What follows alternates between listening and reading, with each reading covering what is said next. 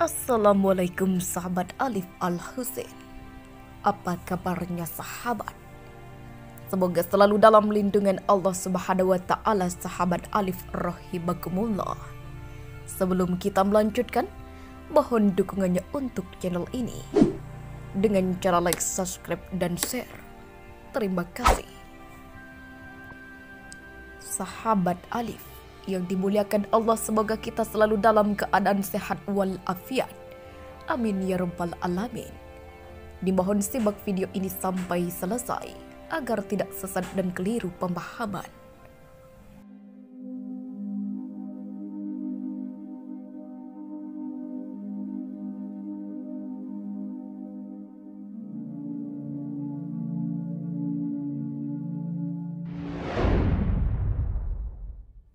Bismillahirrahmanirrahim.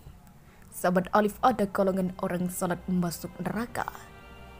Salat adalah hal wajib tapi juga menjadi salah satu faktor dalam penimbangan amalan. Apakah orang-orang masuk neraka atau surga? Tahukah sahabat, salat adalah hal pertama yang bakal dihisap atau ditimbang di hari akhir nanti. Dan ternyata rajin melaksanakannya bukan jaminan. Sebuah hadis riwayat Tirmizi disebutkan bahwa Rasulullah bersabda, sesungguhnya pertama kali yang dihisap, ditanya dan diminta pertanggungjawaban dari segenap amalan seorang hamba di hari kiamat kelak adalah salatnya. Bila salatnya baik maka beruntunglah ia, dan bila mana salatnya rusak sungguh kerugian menimpanya. Meskipun sangat penting, tapi ternyata masih ada saja orang yang menganggap remeh salat dan bahkan tidak melaksanakannya. Bahkan sebagian orang mungkin tetap melakukan salat, namun terpaksa karena menganggapnya rutinitas. Hal-hal seperti inilah yang membuat orang-orang rajin salat tapi bisa masuk neraka. Bagaimana bisa? Berikut ini adalah penjelasan mengenai golongan orang-orang yang rajin salat tapi bisa masuk ke neraka. Untuk yang pertama, salat tapi suka berdusta.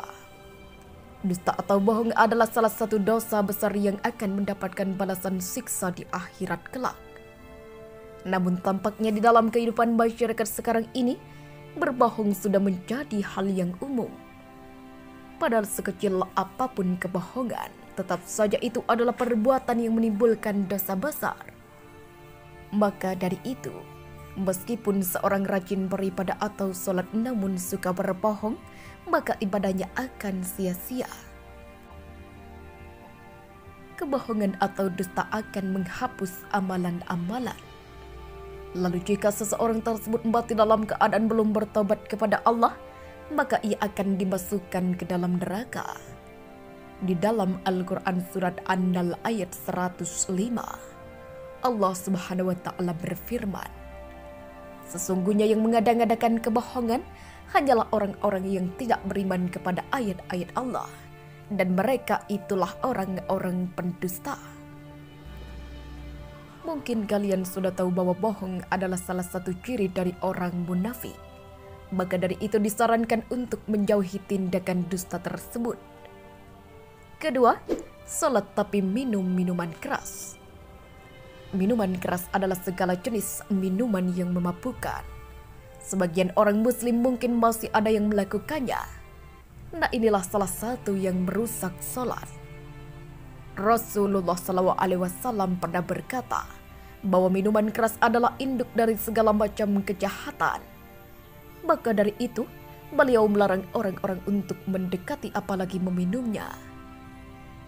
Minuman keras atau khamar haram hukumnya jika diminum oleh umat muslim. Dan jika itu sudah dilakukan, maka disarankan untuk bertaubat dan memperbaiki sholatnya. Ketiga, sholat tapi percaya dukun. Dukun diketahui adalah seseorang yang bisa mengerti perkara gaib dan hal-hal yang tersembunyi. Dan orang-orang sholat namun mempercayainya termasuk golongan orang yang akan masuk neraka.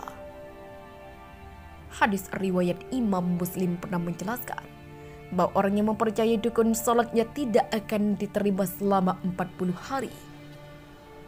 Percaya dengan dukun juga dikategorikan sebagai orang-orang yang berdosa besar.